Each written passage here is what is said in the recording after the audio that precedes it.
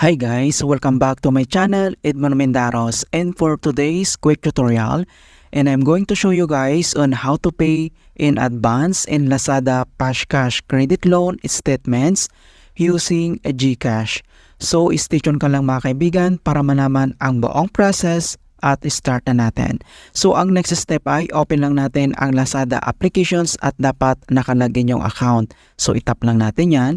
And then dito lang sa homepage, dito lang sa baba ay kailangan mo lang select dito yung accounts. Click natin yan. And then dito sa ating accounts, dito lang sa Lazada wallet.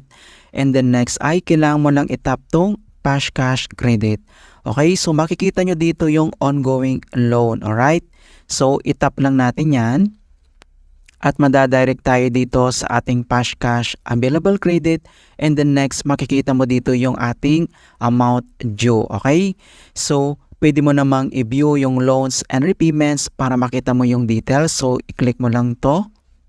And then dito sa kanyang loan history, and then itap mo lang tong amount. Ayan, so makikita mo dito yung interest rate monthly, yung installment, yung loan ID, disbursement time, yung loan agreement, pwede mong i-view.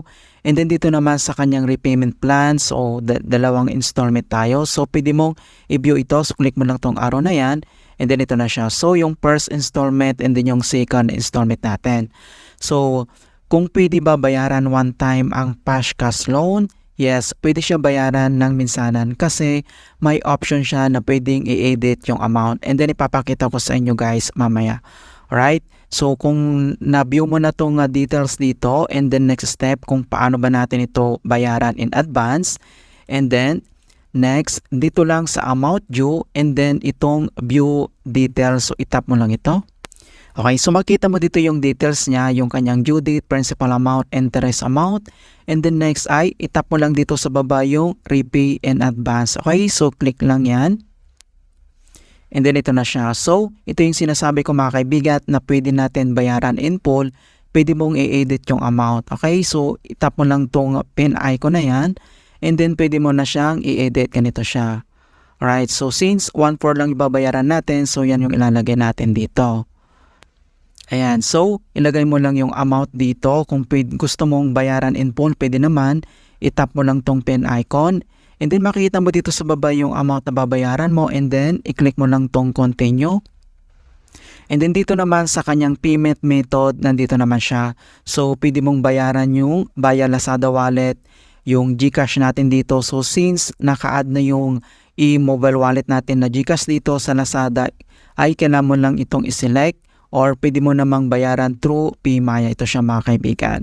So, i-add mo lang dito yung account. Okay? So, itap mo lang tong GCash. And then next, makita mo dito yung total amount na babayaran natin. Ito siya.